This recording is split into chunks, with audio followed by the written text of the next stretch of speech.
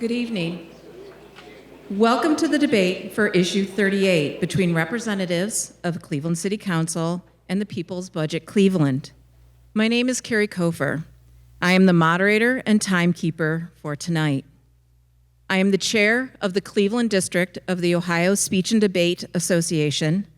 I am the head coach of Rhodes High School Speech and Debate Team and the assistant coach of Hathaway Brown's Speech and Debate Team. I have been a Cleveland Metropolitan School District teacher for the last 25 years and a staff member at the Rhodes School of Environmental Studies for 7 years.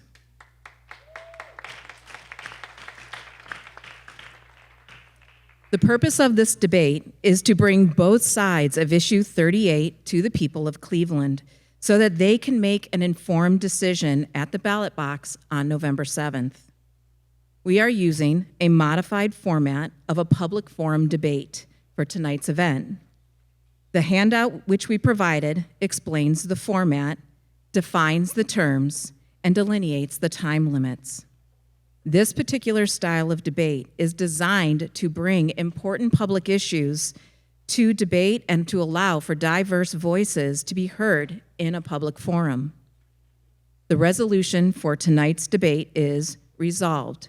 The benefits of an enactment of participatory budgeting in Cleveland outweigh the potential harms. Each team will have 4 minutes of preparation time to prepare for speeches. The representatives for People's Budget Cleveland will present the affirmative case. The debaters are Alina Starks and Jonathan Welly.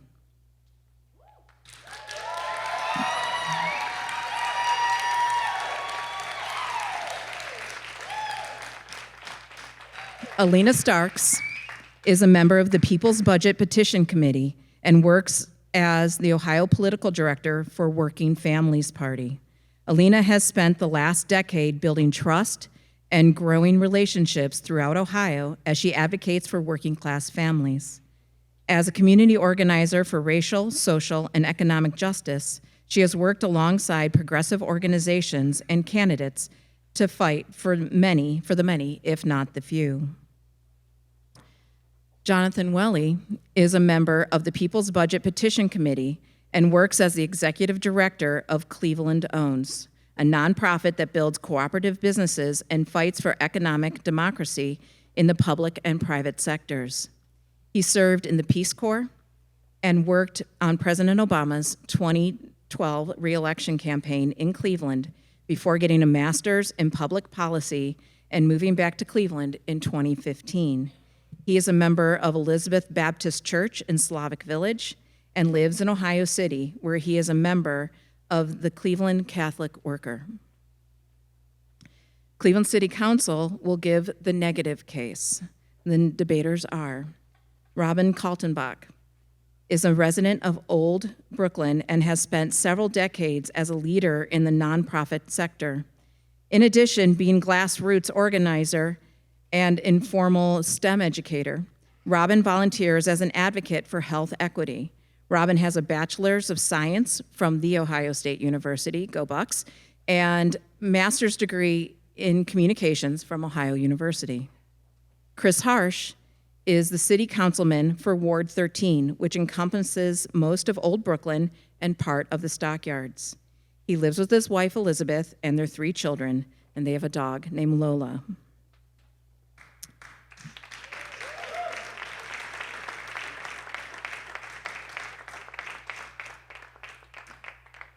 We ask the audience for courtesy, consideration, and patience while the speakers are presenting their cases. The clock continues for the speaker for the entire speech. Time will not stop until the speaker finishes their speech. Thank you for coming tonight. We hope that this debate will help clarify what is a complex public issue and help create a more open public discussion about future important issues in Cleveland.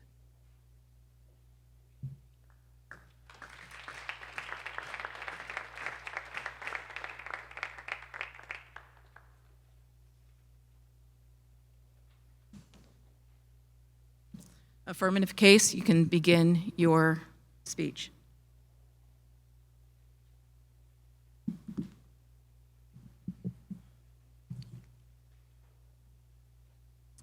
Good evening, everyone. My name is Alina Starks, and again, I am the Ohio Political Director for the Working Families Party.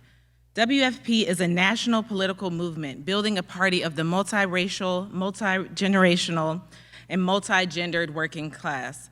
We operate in many states throughout the country and recruit everyday people to run for office. We have thousands of endorsements up and down the ballot and a slew of people in Congress that identify with the WFP. Ohio WFP is proud to endorse Issue 38, which we believe will be a big step forward for the city of Cleveland. Thanks for having us here tonight. I'm so happy to see this crowd, so many friends, we got some family here, fellow organizers, showing up to get a deeper understanding of what's going on in our city. And also I wanna mention, when you walked in, you should have received a sample ballot. This is what you can expect the PB ballot to look like when Issue 38 passes in November. I understand we all come into this space with different experiences and backgrounds, so let me share what has shaped my approach and grounds me in this work. I grew up spending lots of time in East Cleveland and Cleveland, where my mother taught for 25 years.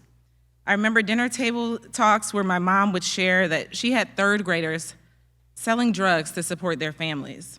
In 2021, over 1,700 kids in CMSD were experiencing homelessness. Many years later, I carry the weight of her dinner table stories, hopeful to find solutions for our Cleveland children. My dad was such a hard worker that as a high school student at East Tech, he carried a briefcase every day. Such a nerd, but love you, Dad. He ended up graduating from Case in just 3 years, and he never let me forget it. But my dad, he knows the cost of living in a neighborhood without resources. He had to make a way out. The People's Budget Coalition, which spans over 30 local organizations who are trusted messengers in the community, like NAACP and Cleveland Votes, has talked to over 10,500 people, and it became clear that the people want a Cleveland where young people have options, elders feel safe, and neighborhoods where we all can thrive. I come into this space as an organizer who has seen many walks of life up close and personally. I've canvassed neighborhoods where young Black men can tell me every single judge up for re-election, but cannot name their councilperson. Over the last decade, I have committed myself to educating and advocating for our communities. I care deeply about the people of Cleveland, the city I call home. I choose Cleveland every day. Cleveland has a full, rich history of community, family, and culture that I am honored to grow. But tonight, it's hard not to feel like the folks that we voted for don't want to see the people win. But Cleveland deserves to win. Cleveland needs participatory budgeting to continue a legacy of resilience and create systems that encourage equitable growth for us all. And I know y'all are with me, because just last month, over 60,000 voters came out to vote no on Issue 1. And if we remember, that was about each and every one of our voices having the opportunity to be heard. I'd also like to point out that our council people supported our voices on a state level in August. But again, tonight feels a little bit different, with council working so hard to spend our city resources on keeping us quiet. The August election was so refreshing, because it's clear that Cleveland is paying attention. Clevelanders recognize that Issue 1 was an attack on the rights of the people, and defending our rights is worth showing up for. And if we look at the voter turnout over the years, Cleveland knows how to show up for what we believe in. Ward 1, the highest voting block on the east side, that's like your Lee, Harvard, Miles neighborhoods, they came out in higher numbers for Issue 1 than they did for the midterm elections. Clevelanders are highly capable and know what and who we are voting for. So let's not lose this momentum. We have really big problems in this city, and the only way we're gonna solve these problems is bringing everyone to the table, and that includes the people. The way things are being done now are simply unproductive and do not serve the people of Cleveland. Issue 38 creates new options to solve old problems. It's time, and we deserve more. We should ask ourselves, and keep asking council, do we want the community to be engaged and invested in the outcomes of our city? And if we do all that, why are we here tonight debating a petition that got so many signatures? Some could even say that more signatures than some folks got in their election. Why debate what has already made it to the ballot? I'm sure I can speak for the rest of the PB Coalition that we are happy to be here to share the truth with our neighbors about the vast capacity that this city can have when we are not silenced, belittled, or ignored. It seems that we can't escape the fact that some of the most influential forces inside of our local government are betting their success on maintaining the status quo when they should be betting on the working class people of Cleveland, the same people that helped get most of them elected. Issue 38 is going to play a major role in closing the gap between City Hall and our neighborhoods. What created this gap? Gerrymandering, tax abatements, council appointments, and budgets that year after year prioritize building stadiums and luxury developments over building power in working class communities. When we vote yes on issue 38, it's a pledge to be bold in how we distribute power and wealth in our city. This road to deeper democracy, healthy communities, safe neighborhoods, and a future we can all be proud of starts with voting yes on issue 38 in November.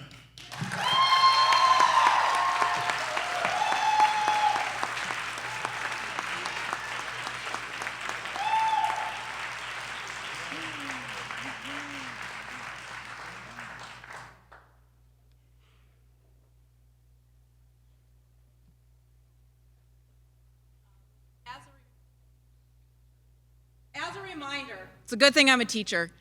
Remember that applause in the audience during the speech, the speaker is just going to continue going. It doesn't, time does not stop. Negation. Thank you, Alina, so much. Hello, thank you so much for coming out to this very important discussion about a public policy proposal called participatory budgeting. I know it's a mouthful. My name is Robin Kaltenbach. I'm a proud resident of the great city of Cleveland. Furthermore, I'm committed to thinking critically and making informed decisions. Today, I'm going to negate the resolution. The harms of participatory budgeting here in PB far outweigh the benefits. I have 4 contentions to demonstrate why you, like me, should vote no on issue 38 in November. To fit this into 6 minutes, I'm going to speak a little bit fast, but here are 4 broad contentions. Feel free to take some notes. Number 1, PB simply does not work. It's a failed idea. Number 2, PB is far too expensive. 3, PB would be the most corrupt program in Cleveland history. And 4, PB is bad for small d democracy. There's a reason that the mayor, every member of city council, every single union in the city, and frankly, anyone who's ever worked in municipal finance is opposed to PB. That reason is PB is a bad idea. My first contention is PB does not work to increase citizen involvement. Let me explain further. Across the board, cities that adopt PB see less than a 5% participation rate on those elections. In Chicago's Ward 49 last year, with a population over 55,000, only 548 people took part in the PB elections. That's less than 1%, and it was in their 12th year of PB voting. The fact is, people don't care about this any more than they do real elections, and actually participate at a stunningly lower rate. 2, PB is not associated with any increases in general election turnout either. As a tool to increase civic engagement, it fails everywhere it is tried. C, PB is regularly abandoned by cities after a few years. We actually found more cities that used to do PB than are actually doing it. In a Brennan Center for Justice report in 2022, half the cities they surveyed have already ended the practice. Cleveland is too broad, diverse, and unique for all communities to be heard. PB cannot realistically solve all our problems by segmenting people into interest groups for unique funding. By failing to meet all the needs, PB becomes just another special interest for the well-connected. Our second contention is PB is too expensive. Again, let me explain further. Cleveland is routinely considered the second poorest city in America. We just passed a structurally balanced budget for the first time this century. Quite frankly, we can't take a $14 million pay cut when they provide no revenue for this project, and it becomes an unfunded mandate and stretches an already paper-thin budget. B, PB will cost people jobs. Cleveland employs about 6,000 people, and there's no way to realistically siphon $14 million from the budget every year without cutting payroll. This means a loss of service to tax-paying residents. C, union workers will have a weakened bargaining position if PB is adopted. City Hall has 31 unique labor contracts. It will be harder to negotiate for their members if the city suddenly loses 2% of its annual revenue every year. In a shocking display of how little they know about the city's budget, PB organizers have said repeatedly that half of the $14 million can come from the capital budget. Unbeknownst to them, there is no such thing. The city sells bonds to pay for capital improvement. There's not a pot of money called the capital budget that they can just dip into. If that were bonded every year, the debt alone would be $6 million, making the whole project about $20 million a year.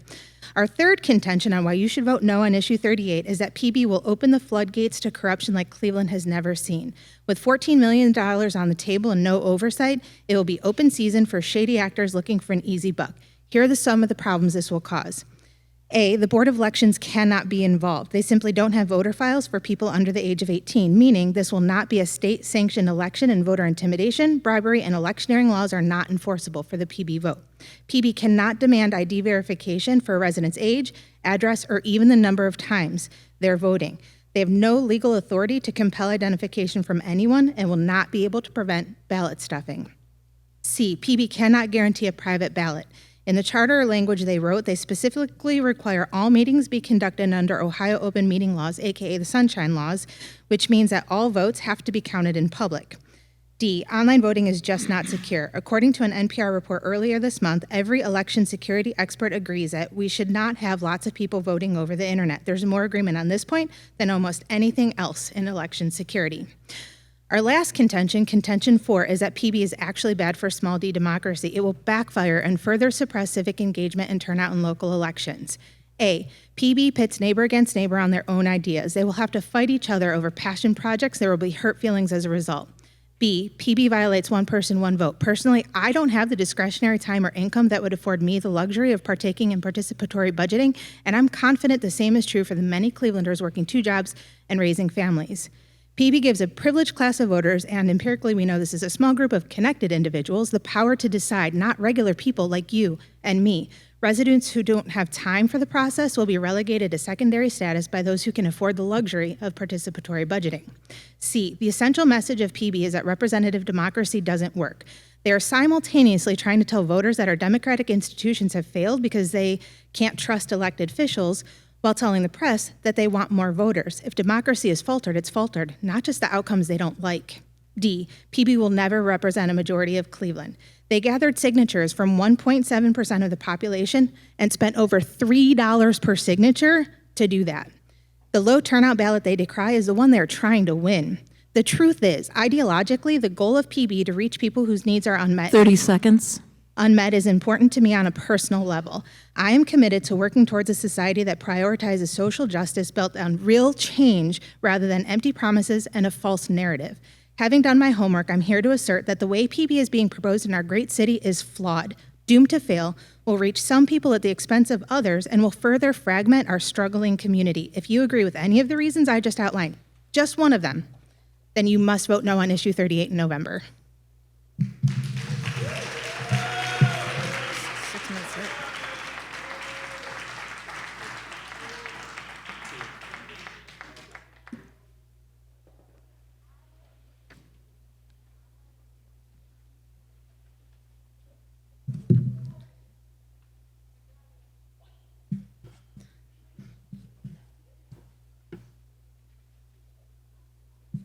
Nick, may I ask the first question? Sure. Oh, you want me to? Okay. You Or was ready? it, who was, Oh, Neg. yeah. Okay. So my first question is, how do you run an election for 13-year-olds? Well, we run the election for 13-year-olds by bringing in, well, first of all, this has been done throughout many cities throughout the country, and I'm sure that Cleveland can figure it out just as other cities have. So let's start there. We shouldn't be focused on a scarcity mindset, but we can do that by having their parents sign off or having it done at schools. There are lots of options that other cities have made it very successfully to include all folks into this election process. So Robin, you live in a neighborhood with a rich history of a building community around Old Brooklyn. So building community, strong block clubs, and neighborly support. Why do you think that your neighbors aren't smart enough to decide how to spend public money in their own neighborhood? So, Alina, that's an interesting question. And the irony is that I live on an incredibly diverse street. If I were to take $20 and go to every single solitary door and say, here's $20, go to Walmart, get whatever you want. I guarantee that every household will walk out with a different product. And the reason is because our uniqueness, our diversity means that we all have very special decisions that we make for our own lives. And the reality is that that's why we elect officials who can make those decisions on behalf of the diverse communities that they know so well. Okay, so going back to the election, I mentioned that Old Brooklyn is a very diverse community. Cleveland is diverse. 14.7% of our residents don't speak English as their first language. Will you have for the election interpreters that have, or ballots that are translated into the diverse languages, Arabic, Spanish, Chinese, Albanian, so on and so forth? Will you have audio ballots? Will you walk every high-rise in the city of Cleveland to ensure that the residents who can't get to a polling location have the equal access of voting? Yes, because the people need this.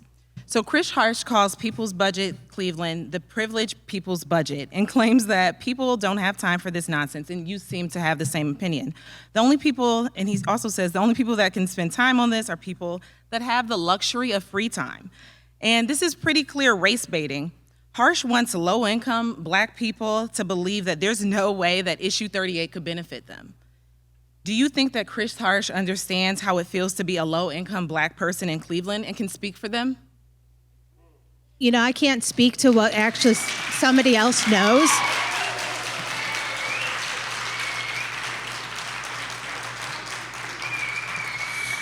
But if you feel that $14 million is necessary in order to create the reform that you're looking for, why were you willing to introduce $5 million to start with? And then very recently, earlier this month, were you willing to compromise at another $5 million if it indeed does take $14 million for that social reform?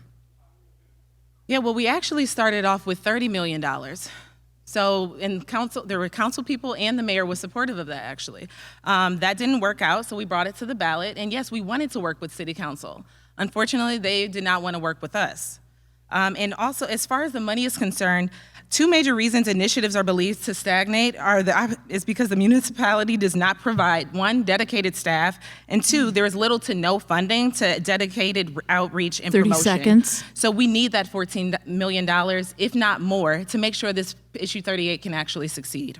That's awesome. So if you spent $3 per person to get 1.7% of the population out to vote, how much will it actually cost to get, as our statistics have proven, a couple hundred extra voters out to the ballots? How much do you think it would cost to staff those polling stations, to translate those ballots, and to really reach the diverse community we live in?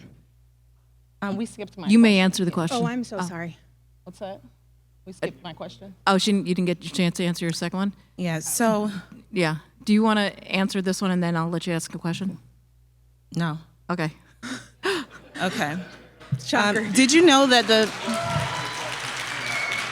She skipped her question. Did you know that the Brennan report that our council person here loves to bring up is actually is focused on a specific group of people, groups and cities, to compare and contrast what works well and what doesn't work well? Do you know that? Yes, I am aware of this. Okay. Thank you. Time.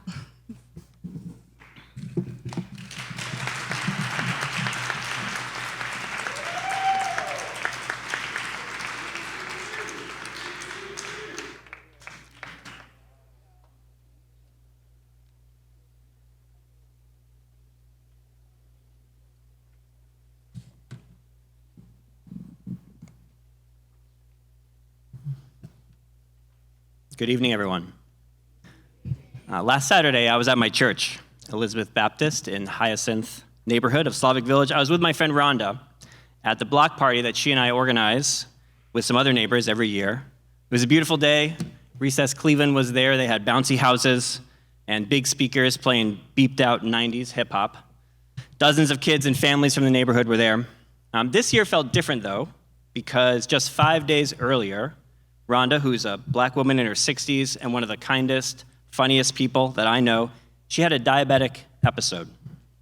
Her daughter found her at home, unresponsive. When Rhonda came to at the hospital, in classic Rhonda fashion, she texted our group to apologize for not putting up more flyers for the block party. I thank God that Rhonda's okay, not only because she's my friend, but because she is the grandmother of the neighborhood. She watches out for the kids down the street. She's checking in on her neighbors, and she's so committed to that work that even though she needed to use her rollator to cross the street on Saturday, she still came to the block party and gave us all big hugs. Rhonda works hard every day to build the city that she doesn't have, but that she deserves. The city she thinks her children and her grandchildren deserve. And I think everyone in this room knows a Rhonda, someone who's working every day to make this city better, someone who's earned the trust of their neighbors because they show up and they love on them. I joined People's Budget Cleveland because of people like Rhonda. I think I've always felt at home with Rhonda because I grew up in the church where my dad was a pastor, and I saw the care and wisdom throughout that community. And I know that in Cleveland, we need a lot more of that. Issue 38 amplifies Rhonda's work. It validates Rhonda's work. It invites the wisdom and creativity of people like Rhonda all over this city who do the work day in and day out to keep our city together. Issue 38 unlocks that knowledge and that energy so that we can make progress on solving old problems in a new way. So I'm here tonight to ask you to vote yes on Issue 38. I'm glad we can be here to have this debate tonight. My thanks to Carrie for moderating and to Councilman Harsh for suggesting this. I agree that there is more to say on this topic than can fit on Twitter. Outside of the Thanksgiving table, this is my first ever debate. So for those of you joining in person and watching on TV 20, just know that every time I get flushed red in the face, that's all part of the strategy. So how do we get here? For 2 years, People's Budget Cleveland was talking with thousands of residents and trying to work with City Council to start PB in Cleveland. In January of 23, Mayor Bibb introduced legislation co-sponsored by 4 members of council, Spencer, House, Gray, and Moore, to pilot PB with $5.5 million of federal money. At the Finance Committee meeting, all but one of the men on council, sitting in big chairs at a long wooden table, spent 3 hours telling our team why they disliked this idea so much. And let's be clear, it wasn't about the money. Our city had $512 million, and our proposal, which the mayor endorsed, asked for less than 1%. No, City Council opposed this on principle. They don't want to share power with residents. They don't think that residents deserve to have power to make decisions about how taxpayer money gets spent in their neighborhoods. We learned a lesson that day, and that lesson is that some members of council are more concerned with defending the status quo than with revitalizing democracy. Tonight, the opposition is going to share a bunch of reasons why they don't like this idea, and as they do, keep one thing in mind. Their job tonight is to defend the status quo. They want you to believe that this is as good as it gets. They want you to believe that it's okay that Rhonda's ability to make decisions that impact this city is limited to her voting once every 4 years, and that every other decision that impacts her life in this city should not live with her, but should live with 17 people in City Hall. And I'm here to tell you that that is backwards. Residents are the experts in their neighborhoods. Residents are what keep this city going, and every day all over this city, residents are fighting for a bigger vision of what our city should be. Issue 38 invites the wisdom, the creativity, and the courage of residents like Rhonda to address the issues that matter most to them. In Issue 38, residents of Cleveland have a chance to stand up and tell status quo institutions that our budget 30 is a seconds. moral document and that it's morally corrupt to pass budget after budget that pads the profits of billionaires when there is so much need in our city. PB Clee is fighting for a city that invests in people like Rhonda, not the Haslams, that puts people over politicians, that puts streets over stadiums. If there is money in our budget to pad the profits of billionaires, there is money in our budget to meet the needs of residents. It's time we take care of our own. That starts with Time. voting yes on Issue 38.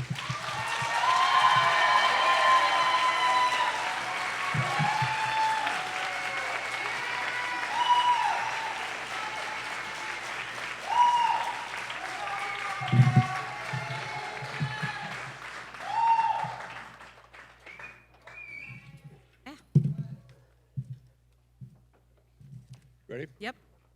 All right. We'll begin. Friends, welcome, and let me start by thanking you for coming down here tonight. I really appreciate you being here. I'm going to group all their arguments into 2 big categories because this is their entire case. The city has problems and democracy is good. So let me grant the first point. It's an emotional appeal, but it's true. Bad things happen in this city, across this country, and in this world. The world's never been perfect, and it likely never will be. There is injustice in the world, but God gave us hearts and brains, and we're obligated to use both. So let's talk about their solution, more democracy. They contend that they will usher in a new era of civic engagement and democratic growth for Cleveland. They will not. So my sole piece of evidence is the charter amendment that they're asking you to vote for. That's what we're here to debate tonight. So let's get into it. Section 2043F is the most important single line in this proposal. It reads, in its entirety, the committee will oversee the PB fund. That's the first and last mention of financial control. The people do not control this money. The steering committee does. We cannot forget that. Section 2043G says the committee will create a voting process, then count and certify the votes. But how do you certify a 13-year-old? You can't, and it doesn't matter because the committee oversees all the money. Section 2043I says they'll adhere to open meeting laws, which means they must count those votes in public, which obliterates the secret ballot. And so that means everybody can know how everyone votes. And before you think that leads to transparency, turn your eyes to Section 2046D, which says contracts for winning projects are exempt from approval by city council and mayor. This means that the committee of 10 part-time people as young as 16 and 1 full-time staffer are going to be the ones writing the contracts. Remember, the committee oversees the fund, so they have complete control over who they write contracts for. They can decertify ideas or votes however they want. And then you say, yeah, but look, Chris, there's an election process to pick the projects, but there's no mandate to pick the winning projects from a popular vote. I'm going to come back to this because first we have to talk about all the money that they're going to spend before anything is even left for you to vote on. Section 2043C requires them to print and publish a new rule for this new process for all of Cleveland. That's a hefty contract they pay for out of the $14 million. Section 2043E requires a formal evaluator with no restriction on cost, again, out of the $14 million. Section 2043H requires a third-party contractor, actually as many as they want, to run the process, which we all know will be Cleveland Votes and Neighborhood Progress, because they put it on a slide deck back in January. We can expect that they'll be ready for their payday, but we don't know how much they're going to charge. It doesn't matter because the committee has complete control over the fund and all contracts. It can be any amount they want. By the way, all these are costs that are used before they even get to administrative fees, which is Section 2045C, and says the budget for administrative costs will be decided on by the committee. Period.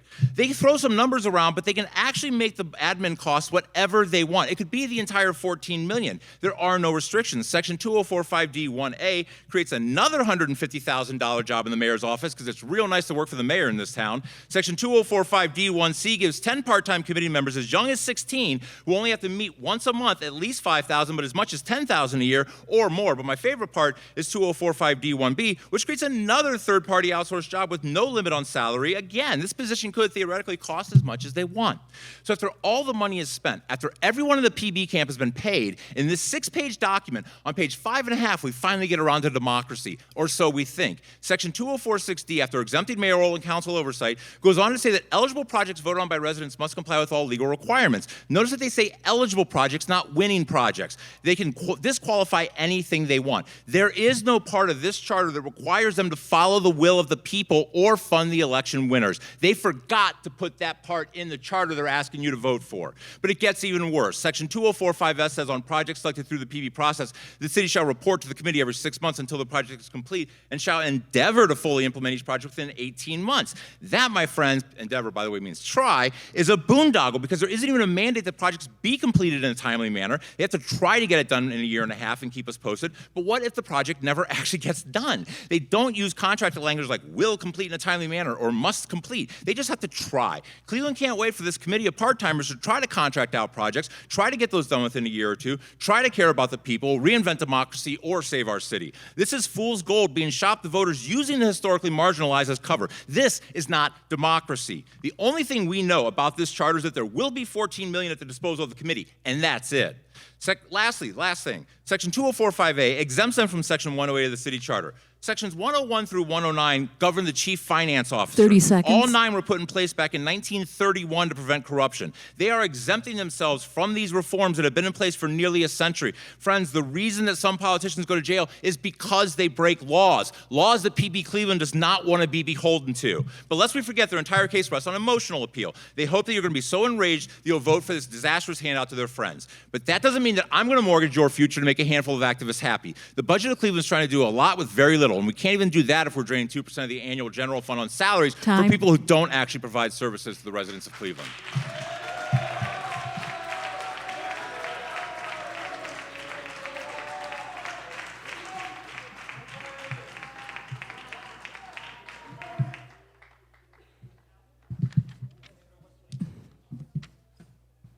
Affirmative, you get the first question. Thank you. Thank you. Councilman Harsh, the committee that you refer to in the legislation, of course, is appointed by the mayor and by council. PB Clee has no role in appointing those people. PB Clee has no role You on actually the give committee. the mayor controlling interest over 2% of the budget, The which question could I even have be a for you violation is- of separation of powers. The question I have for you.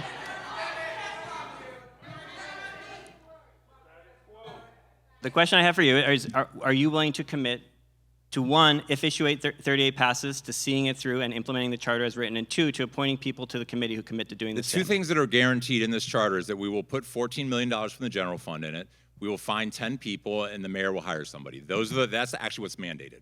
Everything else is just up in the air. Is that Because we have no idea. It's not written into the charter. You didn't detail the process. We have no idea what's going to happen. Can I ask you a hear an question? answer to that? Mr. Welly, did you write this charter? No. Okay, who did? We wrote it as a committee with our lawyer. This was group sourced? Crowdfunded? This was, you wrote this as a collective? Yes. Did anybody in the administration help you with this? Not with the text. Anybody Councilman? in city council?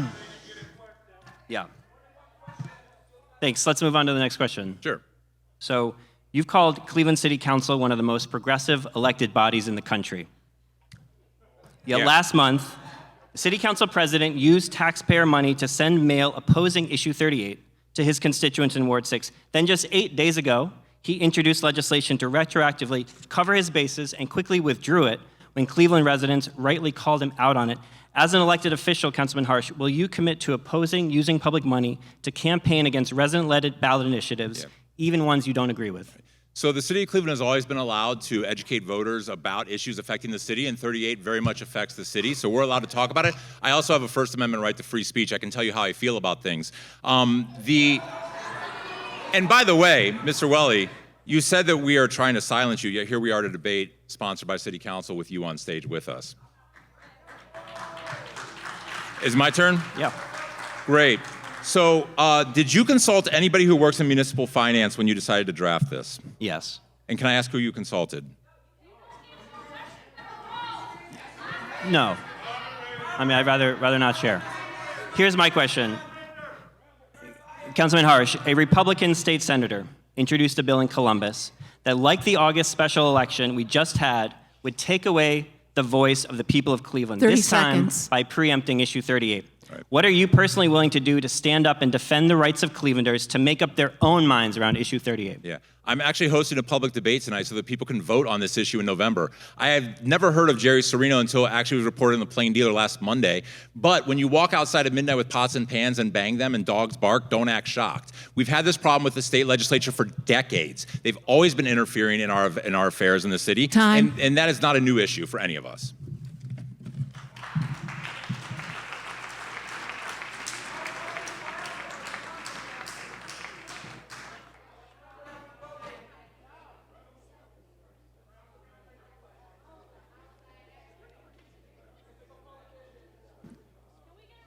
Affirmative case for your summary.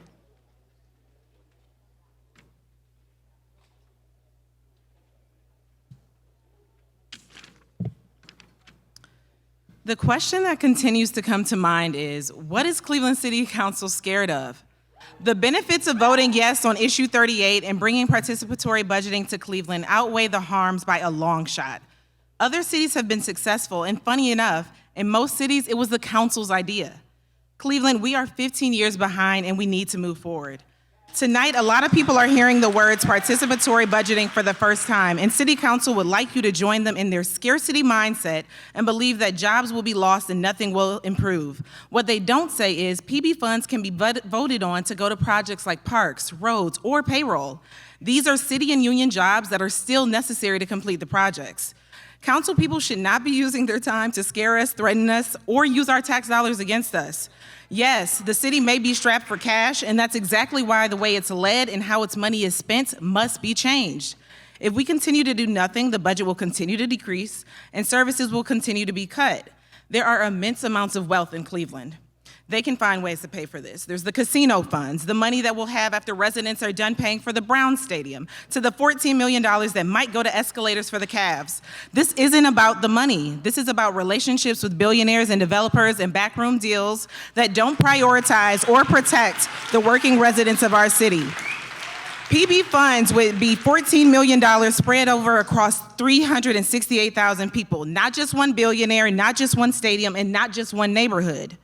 That's over $508,000 more per council person in their budget, and only about $38 per Cleveland resident. Are Clevelanders not worth $38? Research finds that people who participate in PB are 8% more likely to vote in an upcoming election, municipal election. For people of color, that number grows to 20%.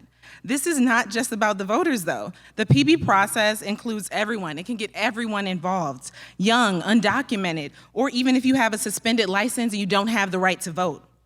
Issue 38 gives Clevelanders the opportunity to reimagine our city with parks, mental health units, roads that don't destroy our cars, public restrooms that you don't have to buy a coffee for, a living wage that makes honest work feel a little bit more worthwhile.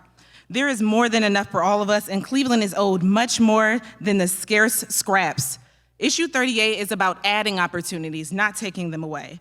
The people of Cleveland have overwhelmingly supported Issue 38 with over 6,000 signatures that got it on the ballot. So in November, vote yes on Issue 38.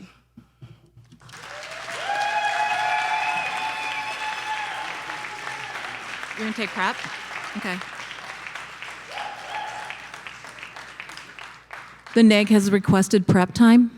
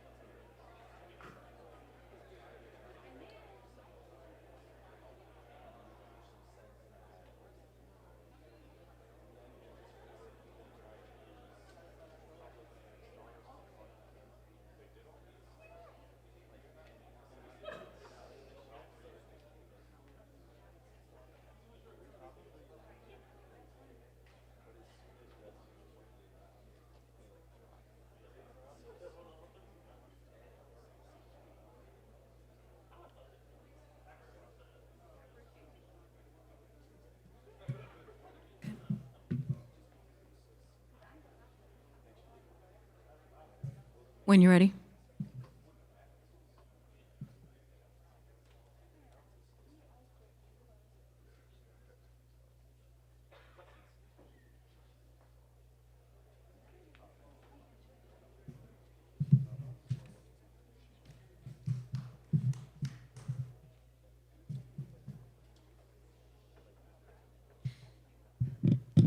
It is very clear today that there is a lot of emotions around participatory budgeting in Cleveland.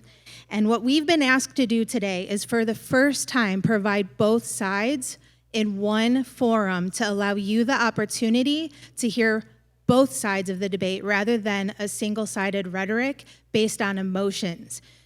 We have been, like I said, asked to weigh the benefits of PB against the harms.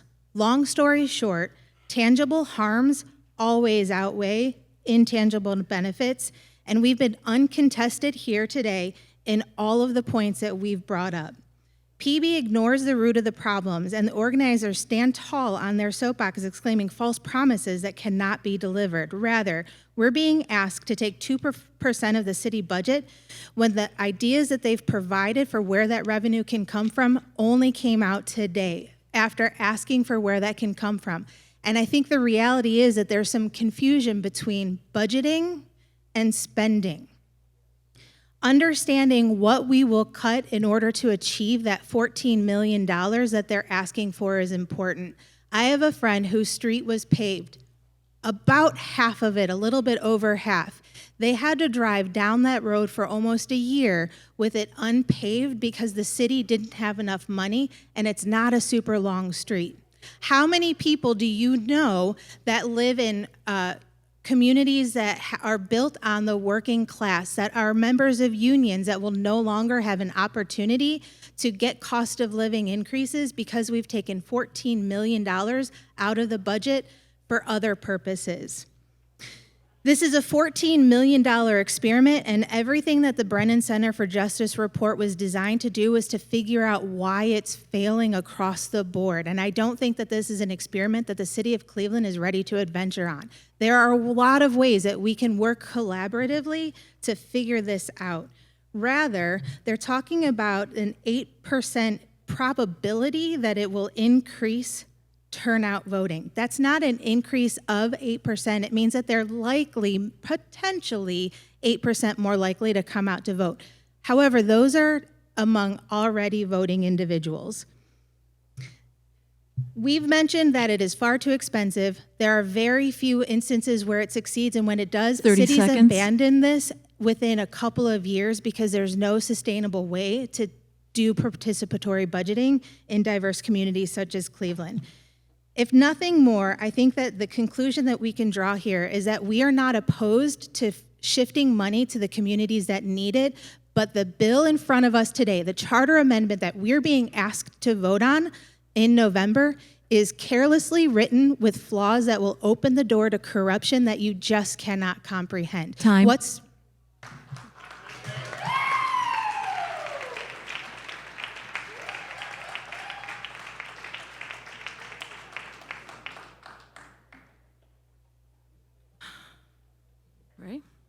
Ready? Grand Crossfire. A reminder for the participants that you are limit yourself to one question and allow for an answer, please. Okay, ready? Okay. This one, Neg has the first question. So my question is, since you talk a lot about stadiums, does the city of Cleveland make any money off the stadium? On net, no. On net, okay. And so there's no follow-up. Okay.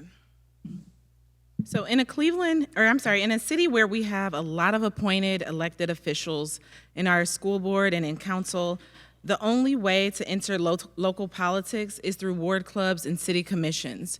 So the candidacy pool is very thin.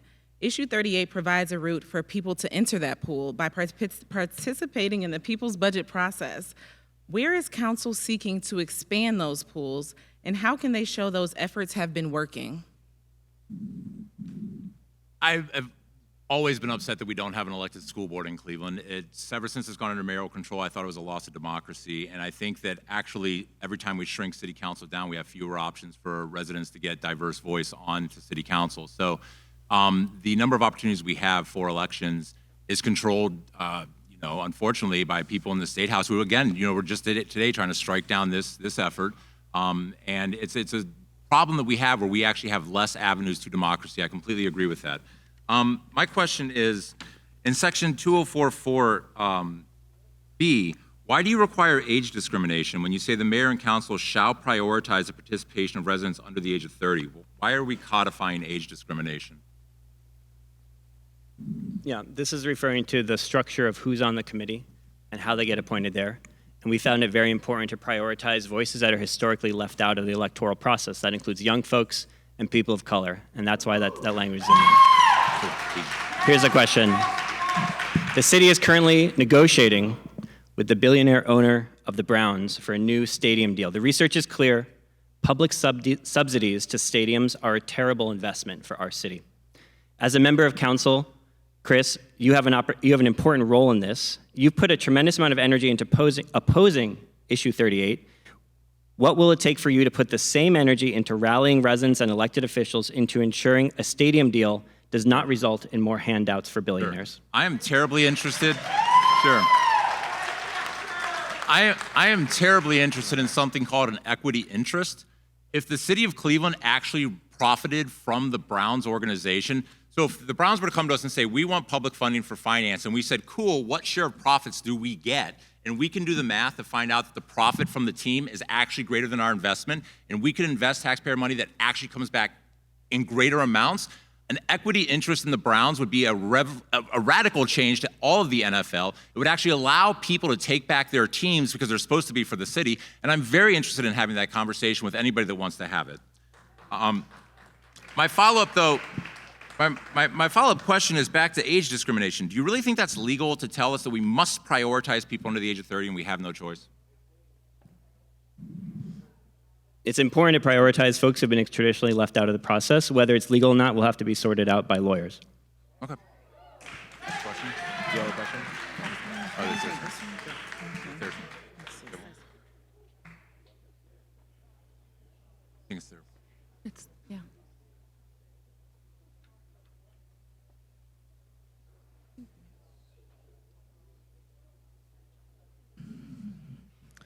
We brought participatory budgeting to the ballot because council was unsupportive. Yet council will be required to select half of the committee. How can you confirm that if issue 38 passes, you will choose a committee that, again, is for one in favor of issue 38 and wants it to succeed and are committed to honoring Cleveland residents in a way that is responsible and ethical? Yeah, I mean, there's not a lot of instruction in this charter. I'm really kind of like floored by how few the directions there are. So we'll find 5 people. Apparently, they all have to be under the age of 30 because prioritize means to put in order. So apparently, we can't have anybody over the age of 30. So we'll find 5 people under the age of 30 that want to do this. They'll submit their applications. We'll go through it, and we'll pick 5, and the mayor picks 5, and then he hires someone. It's the one thing spelled out. It's the one thing that's actually spelled out. Oh, our question. Sorry, go ahead. Wait. Oh, no. Sorry. You're good. So I guess my question for you is, how do you prevent, let's say we have a great idea to, just as an example, pave Brook Park Road, and everybody in the city of Parma takes the identity of somebody in the city of Cleveland who is not part. How do you prevent ballot stuffing? How do you prevent this from happening to this when there's no way that you can require ID, legally cannot require ID from people on these ballots? Yeah, there's a whole spectrum of options that we have available to us that other cities have used to make this happen. There are consultants who've done this in dozens of cities, and we can access that knowledge to find the right system that's going to work here. We're going to balance access and security. Access is as simple as folks self-attesting to where they live. That would be at one end of the spectrum. The other end of the spectrum is security. That involves ID, that involves voter registration files, which are public information. And we can go anywhere along that spectrum that the committee decides makes the most sense and works the best for Cleveland. Time.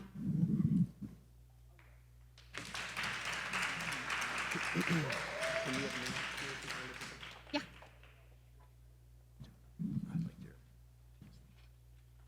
Affirmative as requested prep time.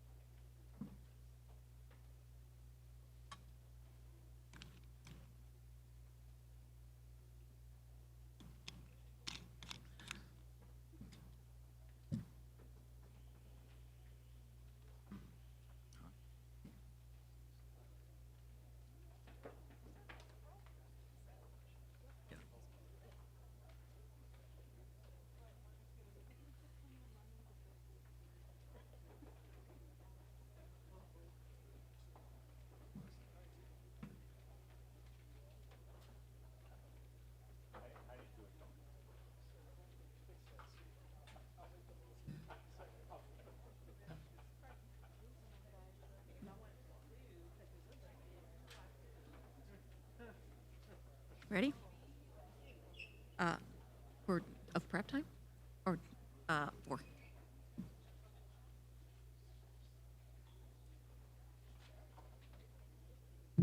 Thanks for your patience. When I had a chance to ask my friend Rhonda if I could use her story today, she paused for a second, and then she said, "It would be an honor." And I think that reflects the tremendous amount of energy that our coalition has found for this question as we've talked with people all across the city. The most popular question we got when collecting 10,500 signatures across Cleveland, when we described this ballot initiative, was we said 2% of the city's budget in the hands of residents. And folks paused and they said, why just 2%? Folks want to see even more power in the hands of residents. And that's what this conversation is really about. This conversation is really about power, about who has power to make decisions about how public money gets spent in our city. People's Budget Cleveland believes residents deserve power to make real decisions about how taxpayer money gets spent. That's why after 2 years of organizing, PB Cle launched Issue 38 to enable Cleveland residents to make those decisions about how 2% of the city's budget gets spent. It is already your money. You should have a say in how it gets spent. And at its heart, Issue 38 is about hope. It is about hope that we can live in a city where residents feel respected and where they have their needs met. It's about hope for an effective and powerful unionized city government that responds to the needs of its residents. It's about hope for public officials who see their jobs not as gatekeepers, but as facilitators, building leadership and connecting people with what they need. I want to make a quick note about finances, which was on our Instagram. You can see a new presentation that describes some of the many paths available to the city to fund PB without making any cuts to essential services.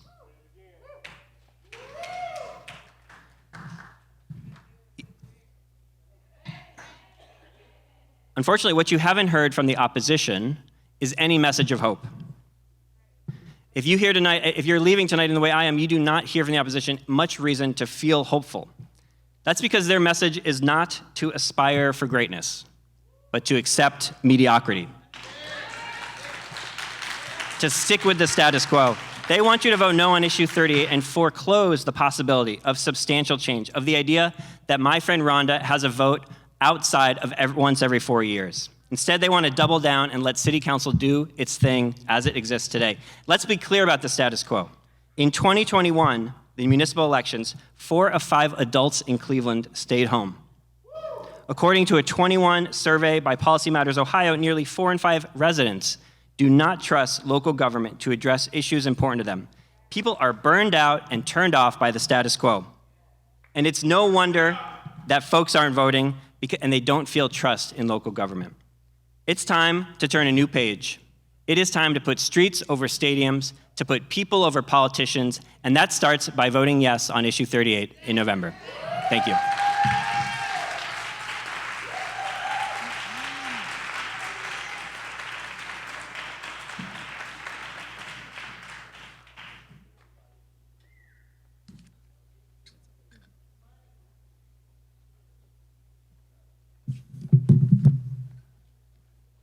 Ready? Mm-hmm. Okay, I'm going to start now. So we've had a very emotional evening tonight. We've talked a lot about aspirations and hopes, and we've talked a lot about our struggles with injustice in the world. And I do actually want to tell you that when we sit down at the big table to talk about the issues, we often say that it's not personal. We often check our feelings at the door because there's 375,000 people in this city. We have to keep them all in mind, and people don't always have the same ideas. But since this is about seemingly council, let's talk about council. Richard Starr was born in Central, one of the lowest income neighborhoods in all of Ohio. He studied, did what everyone said, went to college and got a degree. Actually got a master's in business administration from BW. Then he went back to his neighborhood to work at the Boys and Girls Club to give back to the kids in his own community. At 32, he took another step to run for city council and was sworn in with me on January 3rd of last year. The next day, in the eyes of some, he became an enemy of the people, the good old boy, and part of the machine. Last year, Councilman Starr was allocated $116,000 in casino funds, or slush money, as people like to call it. We all were. With that money, he was asked by residents to bury children from his community or put kids on a bus to go to school events because he could not pay for both. He was forced to prioritize the needs of grieving parents or the aspirations of children, and he has to choose because there's not enough money. There never will be enough money for everything. Earlier this year, Councilman Starr asked the administration for more equitable split of the casino revenue by about $5 million, bringing us all up to $400,000. He was told at a meeting that that was absolutely not possible because the general fund could not shoulder a $5 million hit. An hour later, we walked to the other end of the hall where PB was at the table asking for $5.5 million. Not all at once. On that day, they just wanted $510,000 so that they could hire people to run this process. That was the ask. They wanted us to hold another $5 million off to the side so that they could spend it later. But it was always their plan to ask for general fund dollars. 75% of council said no. At that time, we were faced with black women looking to lower infant mortality rates, artists trying to recover from COVID. We're putting tens of millions into affordable housing and relieving hundreds of millions in medical debt. In the face of real needs with specific asks, we could not justify a blank check for activists whose first order of business was securing their own paycheck.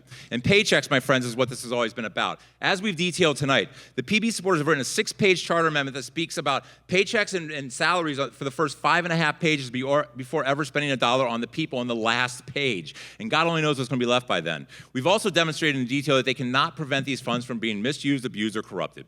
PB walked into City Hall, quite frankly, with a hand grenade and acted shocked when City Council insisted on protecting the people who elected us.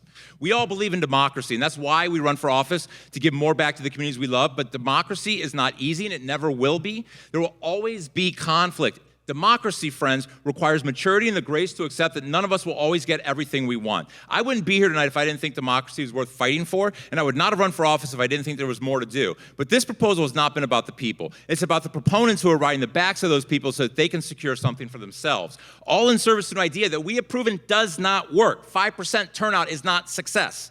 It doesn't work. It's at the cost that Cleveland can't afford, and it's the type of fraud that we swore an oath to prevent. That's why council is united against this. That's why the mayor, his administration, every single union in Cleveland, countless groups of pastors and others are against this.